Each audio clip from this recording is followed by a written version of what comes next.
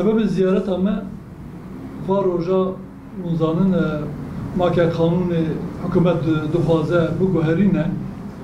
Japona ve emji partiyen siyasi ziyaret ikin fikri xu daxwaziya xu jiwan ra dibêjin par dikin û em dibin lazim e ki ev make kanun illaki were guhertin çünkü ev make kanun rek cuntayê û têda tiştê ku jibona insanê me ne baş hene yani Kurda kabul nake, zamanê Kurda kabul nake o Müslümana dindara jî derva dihêle ji bona wî lazim e ki ev were guhertin û ji bona fayda me, ji bona fayda milletê me yani Kurda, Tirka, Araba ferq nake illa ki ev make kanun, make zakon gerek were guhertin ji bona wî em jî xebatek dikin servî xebatê em hatin ziyaretiya pakî jî me kir inşallah ta ev xebata me berdewam be. Em jî dibêjin ki ev 98 sale Komara Türkiye piştî makazagona 24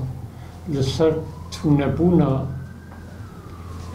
milletan Kurdan hatiye avakirin yani ser asimilasyona Kurda û tunebûna Kurda hatiye avakirin divê makazakona nû de mafê milletê Kurd jî têde hebe lewra heya niha makazakonê ke hatine qebûlkirin li Tirkiye li ser tunebûna milletan û li ser yên ke li Tirkiye dijîn tevde Türkên hatiye qebûlkirin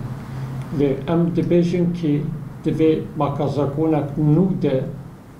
em 25 milyon Kurd li Tirkiye dijîn divê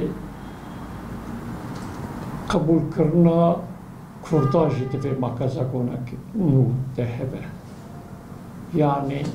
em Kurd jî xwe di makazakona nû de bivînin